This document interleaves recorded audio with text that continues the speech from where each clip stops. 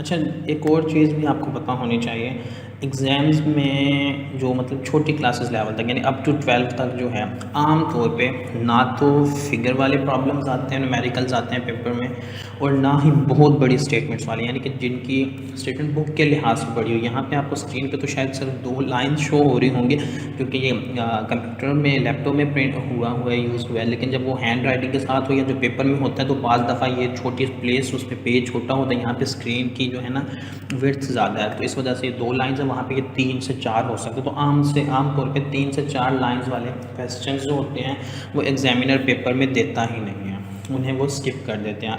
हाँ, अक्सर मतलब जो सबसे शॉर्ट स्टेटमेंट वाले क्वेश्चंस होते हैं वो सबसे ज़्यादा इंपॉर्टेंट होते हैं, ये चीज़ दिमाग में रखिएगा। जो छोटी स्टेटमेंट होगी वो सबसे ज़्यादा इंपॉर्टेंट होगा, जो ज़्यादा बड़ी स्टेटमेंट होगी वो उतना ही कम इम्पोर्टेंट की तरफ मतलब मूव करता जाता है।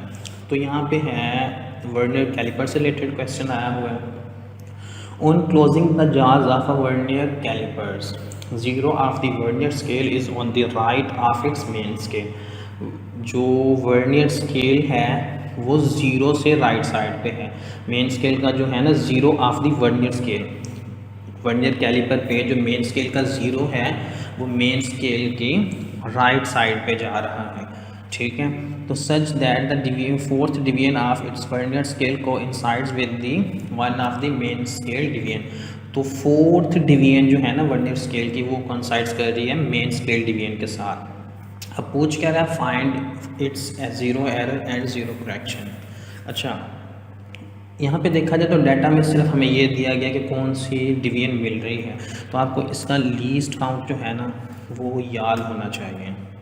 तो डाटा में हम क्या लिखेंगे, number of divisions of the vernier scale कितनी है, 4 है, और लीस्ट काउंट क्या है वर्नियर स्केल का, मोस्ट कॉमन जो वर्नियर स्केल का लीस्ट काउंट होता है वो 0.01 सेंटीमीटर होता है।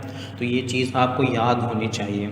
हो सकता है हिंट में एग्ज़ाम में वो साथ दे दे और हो सकता है कि वो ना दे, तो ये आपको ज़ुबानी वैल्यू याद होनी चाहिए। लीस्ट काउंट वर्नियर स्केल का भी याद होना चाहिए और स्क्रू गेज का भी याद होना चाहिए अगर वो कहीं पे यूज़ हो। तो हमने फाइंड क्या करना है, ज़ीरो एरर फाइंड करना है, ज़ीरो करेक्शन फाइंड करनी है, ठीक है।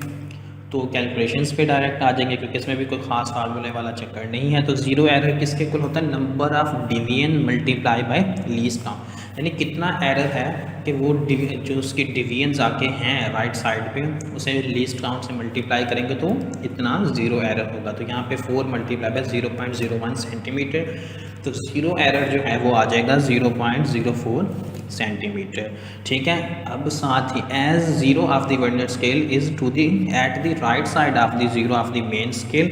अच्छा जी, जब वर्नियर स्केल के जो है ना वो वर्नियर स्केल जो है वर्नियर कैलिपर के ऊपर वो ज़ीरो राइट साइड पे है, तो जो ज़ीरो एरर है ना वो पॉजिटिव होगा। जब ज़ीरो एरर पॉजिटिव है उसे ख़त्म करने के लिए हमें करेक्शन नेगेटिव करनी पड़ेगी, क्योंकि एरर उसमें पॉजिटिव में आया हुआ है। तो उस एरर को हम, जो आंसर हमारे पास आएगा ना फाइनल, उसे सॉल्व करके किसी चीज़ का अगर हम डायमीटर या डेप्थ देख रहे हैं तो वो उसमें ज़ीरो करेक्शन के लिए उस वैल्यू को उसमें से माइनस करना पड़ेगा। तो यहाँ पे ज़ीरो करेक्शन बन जाएगी -0.04। ज़ीरो एरर पॉजिटिव तो ज़ीरो करेक्शन नेगेटिव, अगर ज़ीरो एरर नेगेटिव होता तो ज़ीरो करेक्शन पॉजिटिव हो रही होती, ठीक है ना। ये चीज़ दिमाग में रखिएगा। बाज़ दफ़ा ये आपके प्रैक्टिकल्स में भी आता है इससे रिलेटेड क्वेश्चन, तो ये वहाँ पर भी इम्पोर्टेंट है, तो ये चीज़ दिमाग में रखिएगा। क्वेश्चन 1.